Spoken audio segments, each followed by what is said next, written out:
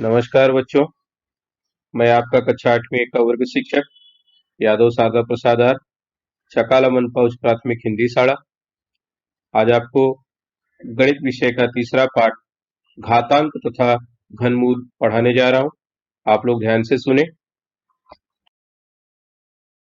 बच्चों, घातांक तथा घनमूल इसके बारे में पूर्व की कक्षाओं में हम लोगों ने पढ़ा है। घातांक के कुछ नियम यहाँ पर दिए गए, उन नियमों का हम फिर से एक बार पुनरावर्तन करेंगे। घातांक के नियम: यम तथा एन पूर्णांक संख्या हो तो पूर्णांक और पूर्ण संख्याएं पहले ही पढ़ाया जा चुका है, तो पूर्णांक संख्या में कोई कंफ्यूजन नहीं होगा आपको। अब पहला घातांक का नियम दिया है ए घाते यम गुणे ए घाते एन बराबर, यहाँ पर अगर हम लोग ध्यान से देखेंगे तो दोनों का आधार सेम है ए, तो जो घात है यम और एन इसको हम जोड़ सकते हैं अगर बीच में गुणे का चिन्ह है तो। उसी तरह से दूसरा नियम है ए घाते यम भागे ए घाते एन, यहाँ पर भी आधार सेम है, तो गुणा था तो हमने दोनों घातों को जोड़ा। अब यहाँ पर भाग का चिन्ह है तो m माइनस एन, यम में से n को घटा देंगे, a घाते m माइनस एन। तीसरा है a गुणे b घाते m, अर्थात यहाँ पर दो अलग अलग संख्याएं दी है और दोनों का घात m है।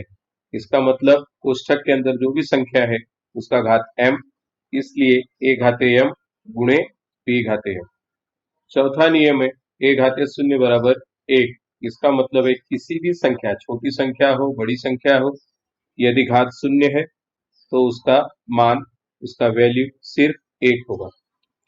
पांचवा नियम ए घाते ऋण m बराबर, यहाँ पर अगर हम ध्यान से देखेंगे तो a का घात ऋणात्मक है। अब इसे धनात्मक करने के लिए बटे में ले लेना है, 1 बटे ए घाते धन m। अगर ऋणात्मक घात है उसे धनात्मक करना है तो 1 बटे करके हम उसको धनात्मक ले सकते हैं। अब यहाँ पे देखेंगे तो घात का घात दिया हुआ है ए घाते यम, ब्रैकेट के बाहर यन है, इसका मतलब यम में यन से गुणा करना है, ए घाते एम एन। सातवां नियम ए बटे बी घाते एम बराबर, कोष्टक में दो अलग अलग संख्याएं दी गई हैं ए बटे बी, तो इसका मान हम कैसे ले सकते हैं? दोनों के लिए घात m है, इसलिए a घाते m बटे b घाते m। आठवें में a बटे b घाते ऋण m, ऋणात्मक घात है, इसे धनात्मक करना है तो इस संख्या का इनवर्स उल्टा किया हम लोगों ने, a बटे b को b बटे a घाते m। अब इन नियमों को अगर आप लोग ध्यान से देखेंगे तो उसी के आधार पर यहाँ पर कुछ उदाहरण दिए, उन उदाहरणों को हम आसानी से हल कर सकते हैं। उदाहरण के लिए पहला प्रश्न दिया है 3 घाते 5 गुणे 3 घाते 2 बराबर, पहला नियम दोनों का आधार सेम, घात अलग अलग, दोनों घातों को जोड़ेंगे, 5 धन 2 7, यहाँ पर आएगा 3 घाते 7। उसी तरह से दूसरा सवाल है 3 घाते 7 भागे 3 घाते 9। अब यहाँ पर भाग है, दोनों का आधार सेम है, घात अलग अलग है, 7 ऋण 9, 7 ऋण 9 ऋण 2 आएगा, 3 घाते ऋण 2। तीसरा सवाल 3 घाते 4 का घाते 5, यहाँ पर जो तीसरा नियम है उसके आधार पर 3 घाते 4, तीसरा नियम, ये छठे नियम पे सॉरी, छठा नियम यहाँ पर दिया है घात का घात, घात का घात गुणा होता है, 3 घाते 4 घाते 5, 4 पचे 20, 3 घाते 4 का घात 5, अब इस घातों का गुणा, 4 पचे 20, 3 घाते 20 उत्तर आए। उसी तरह से चौथा सवाल है 5 का घात ऋण 3, अब यहाँ पर घात ऋणात्मक है, ये वाला नियम, ए घाते ऋण एम बराबर 1 बटे ए घाते एम, उसी तरह से 1 बटे 5 घाते धन 3। अब 5 का घात शून्य, चौथा उदाहरण यहाँ पर ए घाते शून्य बराबर 1, कितनी भी बड़ी संख्या हो उसका घात अगर शून्य है तो उसका उत्तर 1 आएगा। 5 घाते 1, 5 घाते 1, 5 एक बार आया है, इसलिए सिर्फ 5 यहाँ पर लिखना।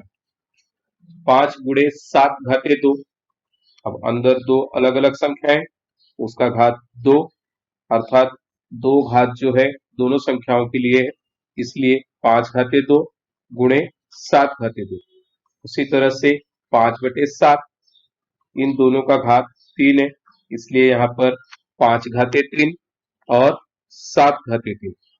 उसी तरह से 5/7 का घात ऋण 3, अब इस घात को धनात्मक करना है, जैसे यहाँ पर था a/b का घात ऋण m, उसी तरह से b/a का घात m, इनवर्स किया हम लोगों ने, तो यहाँ पर क्या हो जाएगा 5/7 का 7/5 घाते 3। बच्चों, उदाहरण के सवाल पहले हम लोगों ने हल किया है, यहाँ पर आप उसे फिर से देख सकते हैं। अगर उत्तर में कोई कठिनाई हो तो इस यहाँ पर सारे उत्तर दिए गए हैं। उदाहरण के लिए 3 घाते 5 गुणे 3 घाते 2 बराबर 3 घाते 7, और उसके बगल में घातांक के जो नियम है उसके आधार पर यहाँ पर हल किया हुआ है।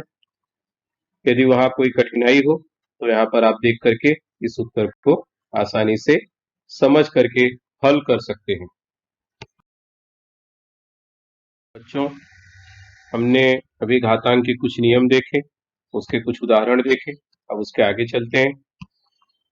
परिमेय घातांक वाली संख्या का अर्थ, the number with rational index.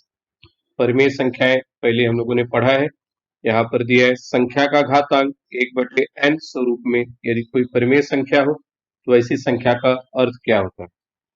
उदाहरण के लिए किसी संख्या का घातांक 1/2, 1/3, 1/5 या 1/n इस रूप में परिमेय संख्या हो तो उस संख्या का अर्थ यहाँ पर हम देखने जा रहे हैं। किसी एक संख्या का वर्ग दर्शाने के लिए उसके घात में 2 लिखते हैं और संख्या का वर्गमूल दर्शाने के लिए उसके घात 1/2 लिखते हैं। अगर वर्ग करना है तो घात 2, अगर वर्गमूल दर्शाना है वर्गमूल दिखाने के लिए 1/2। उदाहरण के लिए यदि हमें 25 का वर्गमूल ज्ञात करना है तो इस चिन्ह का उपयोग कर सकते हैं। इस चिन्ह को हम करनी का चिन्ह कहते हैं। करनी का चिन्ह ध्यान से देखिए, इस तरह से होता है करनी का चिन्ह। इस करनी का चिन्ह का उपयोग करके हम √25 या 25 का वर्गमूल इस तरह से इसे पढ़ सकते हैं। रूट भी कहते हैं इसे या करनी भी कहते हैं। करनी के अंदर हमने 25 लिखा, अर्थात 25 का वर्गमूल हमें ज्ञात करना है। इसे दूसरे तरीके में अगर लिखना है तो 25 घाते 1/2 अर्थात 25 का वर्गमूल। इसे दूसरी भाषा में कहना है, दूसरे शब्दों में कहना है तो 25 का वर्गमूल ऐसा लिखते हैं, अर्थात करनी में 25 बराबर 25 घाते 1/2, दोनों का अर्थ सेम है। √25 कहिए या करनी में 25 कहिए या 25 घाते 1/2, इसका मतलब हुआ 25 का वर्गमूल यहाँ पर हमें ज्ञात करना है। साधारणतः ए इस संख्या का वर्ग 1 घाते 2 ऐसा लिखते हैं, तो ए का वर्गमूल इस तरह से करनी में 2 लिखा जा सकता है। इसका अर्थ होगा ए का वर्गमूल, अगर यहाँ पर 2 नहीं लिखा है तो भी करनी और ए इस तरह से यदि लिखा है तो भी ए का वर्गमूल, या दूसरे शब्दों में ए घाते 1/2 अर्थात ए का वर्गमूल इस तरह से भी लिखा जा सकता है। यहाँ पर अगर समझना है तो इसको ध्यान से समझ सकते हैं। ये तीनों बातें एक ही है। √a या यहाँ पर 2 लिखा है तो भी, या ए का वर्गमूल, इसका भी अर्थ ए का वर्गमूल, करनी में ए हो या ए घाते 1/2 हो या इस तरह से लिखा हो यहाँ पर 2, तो भी ए का वर्गमूल ही ज्ञात करना।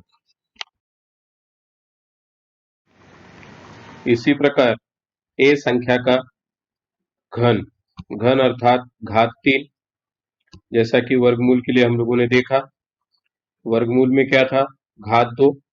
अब यहाँ पर घन का मतलब घाते 3, ए का घात 3 ऐसा लिखते हैं तब a का घनमूल, अगर घात 3 लिखा है अर्थात a का घात 3 मतलब घन लेना है। उसी का उल्टा अगर घनमूल ज्ञात करना है तो अंडर रूट a और यहाँ पर 3, करनी में a लिखा है हमने और यहाँ पर 3, या a घाते 1/3 ऐसा लिखते हैं। जैसे 4 घाते 3, 4 घाते 3 का मतलब हुआ 4 में 4 का 3 बार गुणा, 4 गुणे 4 गुणे 4, 4 चौक 16 चौक 64, इसका उत्तर है। अब हमें 64 का घनमूल ज्ञात करना है। घनमूल ज्ञात करने के लिए यहाँ पर घनमूल मतलब तीसरा तीसरा घात। अब 3 यहाँ पर लिखा है, इसका मतलब 64 का घनमूल, इसे भी पढ़ सकते हैं 64 का घनमूल 1/3 ऐसा लिखते हैं। अगर 64 का घनमूल क्या होगा 4, घन कितना था 4 का घन 64 और 64 का घनमूल 4।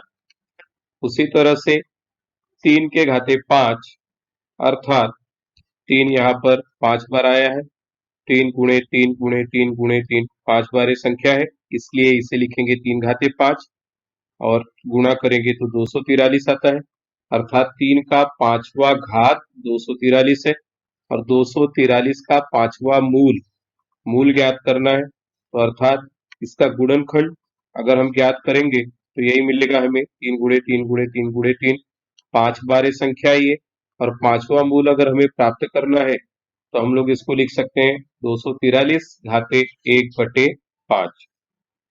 जब 5 का घात लिया था उसी का उल्टा 1/5 अर्थात 5वां मूल लेना है। इसको हम करनी में 243 और यहाँ पर 5 रख सकते हैं, इसलिए इसका उत्तर होगा 243 घाते 1/5 बराबर 3। साधारणतः a का nवां मूल, जितना भी मूल लेना है घाते 1/n ऐसा लिखा जाता है। जैसे चौथा मूल लेना है तो हम लोग यहाँ पर लिखेंगे 1/4, यहाँ पर 5वां मूल लेना था तो 1/5, तीसरा मूल लेना था अर्थात घन मूल तो 1/3, अगर वर्ग मूल लेना है तो इसी जगह पर 2 लिख देंगे हम लोग 1/2। यहाँ पर एक उदाहरण और दिया है 128 घाते 1/7 अर्थात 128 का 7वां मूल जो बटे में है वह मूल 128 का 7वां मूल। उसी तरह से 900 घाते 1/12, बटे में 12 है इसलिए 900 का 12वां मूल। अनेक उदाहरण इस तरह से देखे जा सकते हैं। यहाँ पर ध्यान देने जैसी बात है कि 100 घाते 1/5, इसका मतलब x यह संख्या हो तब x घाते 5, x घाते 5 बराबर 10, x घाते 5 बराबर 10। बच्चों, उम्मीद है आपको उदाहरण समझ में आए होंगे। उसी के आधार पर हम सब प्रश्न संग्रह 3.1 करने जा रहे हैं। इस प्रश्न संग्रह में बहुत सरल सरल से सवाल है। अगर आपने उदाहरण ध्यान से सीखा होगा तो ये भी आसानी से आ जाएगा आपको। घातांक का उपयोग करके नीचे दी हुई संख्याएं लिखिए। अब पहला सवाल है 13 का 5वां मूल। यहाँ पर मूल ज्ञात करना है, इसलिए इसको क्या लिख सकते हैं हम लोग 13 घाते 1/5, मूल जो है वो बटे में आना चाहिए। 9 का छठा मूल, उसी तरह से छठा मूल अर्थात बटे में 6 आएगा, 9 घाते 1/6। 256 का वर्गमूल, 256 का वर्गमूल बताया गया है जैसे कि 1/2 लिख सकते हैं, या करनी में 256, 256 का वर्गमूल बराबर क्या लिखेंगे यहाँ पर 256 घाते 1/2। चौथा सवाल है 17 का घनमूल। घनमूल का अर्थ होता है तीसरा मूल, घनमूल का अर्थ होता है तीसरा मूल, इसलिए 17 घाते 1/3। 100 का 8वां मूल 100 घाते 1/8। इसी तरह से 30 का 7वां मूल 30 घाते 1/7। अब प्रश्न दूसरा पहले की तरह है, सिर्फ यहाँ पर शब्दों में लिखना है। दी गई घातांकित संख्या कौन सी संख्या का कौन सा मूल है लिखिए। अब यहाँ पर संख्या दी गई है 81, 81 का बटे में जो था पहले ही बताया है मैंने, यहाँ पर जो बटे में है उतना उतना मूल 81 घाते 1/4 अर्थात 81 का चौथा मूल, 81 का चौथा मूल बटे में 2 है तो वर्गमूल या दूसरा मूल दोनों शब्दों में लिख सकते हैं। 49 घाते 1/2 बराबर 49 का दूसरा मूल या 49 का वर्गमूल। तीसरा सवाल है 15 घाते 1/5 अर्थात पांचवा मूल, 15 का पांचवा मूल इस तरह से शब्दों में लिखा जा सकता है। 15 का पांचवा मूल, 15 का पांचवा मूल। चौथा सवाल है 512 घाते 1/9 बटे में 9 है अर्थात नौवा मूल होगा। 512 का नौवा मूल। पांचवें सवाल में 100 घाते 1/19 अर्थात 100 का 19वां मूल। छठे में 6 घाते 1/7 अर्थात 6 का 7वां मूल। बच्चों, प्रश्न संग्रह 3 के उत्तर यहाँ पर दिए गए हैं। अगर कुछ न समझ में आया हो तो फिर से देख सकते हैं हम लोग। 13 का पांचवा मूल 13 घाते 1/5, 9 का छठा मूल जो मूल है छठा मूल है अर्थात बटे में 6 आएगा। 9 घाते 1/6 256 का वर्गमूल अर्थात दूसरा मूल 256 घाते 1/2। 17 का घनमूल का मतलब तीसरा मूल, इसलिए यहाँ पर 17 घाते 1/3 तीसरा मूल, घनमूल को तीसरा मूल भी कह सकते हैं। इसी तरह से 100 का 8वां मूल 100 घाते 1/8 जो मूल है वो यहाँ पर बटे में आएगा। 30 का 7वां मूल 30 घाते 1/7। अब यहाँ पर इसका उल्टा शब्दों में लिखना है 81 घाते 1/4, 81 का चौथा मूल, क्योंकि यहाँ पर 4 है बटे में इसलिए चौथा मूल। 49 घाते 1/2, 49 का वर्गमूल, या न समझ में आए तो इसको इस तरह से भी लिख सकते हैं 49 का दूसरा मूल, वर्गमूल दूसरा मूल और घनमूल तीसरा मूल। उसी तरह से 15 घाते 1/5, 15 का पांचवा मूल। 512 घाते 1/9, 512 का नौवा मूल। 100 घाते 1/19, 19 मूल है इसलिए 100 का 19वां मूल। 6 घाते 1/7 बटे में 7 है अर्थात 7वां मूल, 6 का 7वां मूल। बच्चों, उम्मीद है आपको प्रश्न संग्रह 3.1 अच्छी तरह से समझ में आया होगा।